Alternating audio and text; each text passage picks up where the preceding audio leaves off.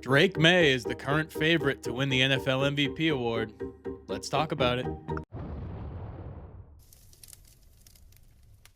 Welcome to the Duo Collectibles YouTube channel. Make sure you hit that subscribe button so you don't miss any of our daily NFL content. Also, please bookmark all of our shows on TikTok and whatnot, where we do weekly live sports cards auctions. Drake May is your current favorite to win the NFL MVP award after 13 weeks. It seems like right now it's a two-horse race between Drake May of the New England Patriots and Matthew Stafford of the LA Rams. I think there's an argument to be made on both sides. Drake May has the Patriots at 11-2, in first place in the AFC East and first place in the AFC. Matthew Stafford has the LA Rams at 9-3, first place in the NFC West and second place overall in the NFC. Both guys are having an amazing season. Matthew Stafford leads the league in touchdown passes with 32, and Drake May is fourth in touchdown passes currently. But where the separation starts to come in is when you really look at all the other numbers. You know, currently Drake May is the number one leader in passing yards. He also has a better adjusted EPA per play, better EPA per play, better completion percentage over expected. He has more air yards, more yards per attempt, yards per game. He has a higher passer rating. He has a higher completion percentage and a better QBR than Matthew Stafford. So, again, this is not to throw shade at Matthew Stafford. I love Matthew Stafford. I think he's a great quarterback. But where I think Drake May really separates himself, not only those statistics that I just read off, but he's doing this with a receiver room that I don't think anybody really looked twice at this offseason. You know, when the Patriots brought Stephon Diggs in, 31 years old, off an ACL tear, kind of a bit of a locker room cancer in Buffalo. I don't think a lot of people around the NFL thought it was a great idea. And then you have guys like Kayshon Boutte and Pop Douglas and Mac Hollins who are carving some nice roles out for themselves, but nobody's putting them on any all-pro teams anytime soon. Whereas Matthew Stafford is throwing to Devontae Adams, a first ballot Hall of Famer in my opinion, and Puka Nacua, who's quickly becoming one of the best receivers in the NFL. I think he's right in that conversation with guys like Jamar Chase and Justin Jefferson and CeeDee Lamb. And look, again, that shouldn't take away from excellence. Matthew Stafford is a great quarterback. He's been a great quarterback before Devontae and Puka. But those are the situations right now. Drake leads in way more stats. His team has a better record, and in my opinion, he's doing this with a much lesser cast of characters. So that's why Drake May is the current favorite, and that's why I believe Drake May is the NFL MVP this year.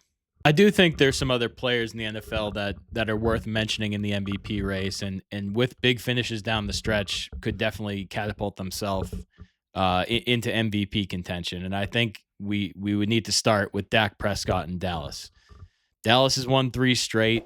They look amazing. They've really revived George Pickens' career, and I think Dak is a huge reason for that. Dak's currently second in the league in passing yards. He has the most completions. He's got 25 touchdowns. He leads the NFL in QBR, and I just think Dak has been a good quarterback for a long time. I know it's easy to hate Dak. The Cowboys are a team that always choke in the playoffs, and he's definitely had his struggles as well. But it's hard to look at Dak and say, where would he be if he was in a place like Pittsburgh with Mike Tomlin, and he didn't spend his whole career in this circus in Dallas. And I know they're hot right now, but that's what it's been in Dallas. Jerry Jones makes it a circus. And Dak, through all the noise, through all the doubt, he always puts up great numbers, and that's no different this year. And if Dallas makes a real push down the stretch and let's say they win out and they win the NFC East and Drake or Stafford struggle, I think Dak Prescott should be right in that conversation at the end of the year. Jonathan Taylor should also be in consideration for the MVP, especially if he has a big final month of the season. I mean, anytime you're looking at somebody who's the league leader in rushing with almost 1,300 yards already, he's got 15 touchdowns to lead the league. He leads the league in first downs with 65, and he leads the league in yards per game with 106 yards per game. He's on pace for over 1,800 yards, about 21 touchdowns. And the Colts are one of the surprise teams in the NFL this year. They're sitting at 8-4, tied for first in the AFC South. And I know they have a very good offensive line. They're getting good play from Daniel Jones. It's a solid defense, but I don't know where that team would be without Jonathan Taylor. I really don't. He's been incredible, and with a big push down the stretch, he should be in heavy consideration for the MVP. Jackson Smith and Jigba is certainly not going to get a lot of MVP love, but I'd be remiss if I didn't acknowledge the breakout season that he's having. He's first in the NFL in receiving yards now with over 1,300. He's got 7 touchdowns. He leads the league in receiving yards per game with 111 yards per game. I mean, just an absolute monster season. Him and Sam Darnold go together like peanut butter and jelly. He won't sniff the MVP award, but I think he should be in consideration for Offensive Player of the Year, right up there with Jonathan Taylor. And if it wasn't such a QB centric award, and the Seattle has a great showing down the stretch, and he's a big reason. I would heavily consider him for the MVP as well. Again, he doesn't have great odds. I'm not saying that he will even be in the top 5 voting. But what a season from Jackson Smith and Jigba. And if you're a team out there that needs a receiver, just look at Ohio State. I mean, you can't really miss. JSN has been incredible. Garrett Wilson. The guys they got coming out this year, Tate and Jeremiah Smith in 2 years. It's just become a factory. Terry McLaurin.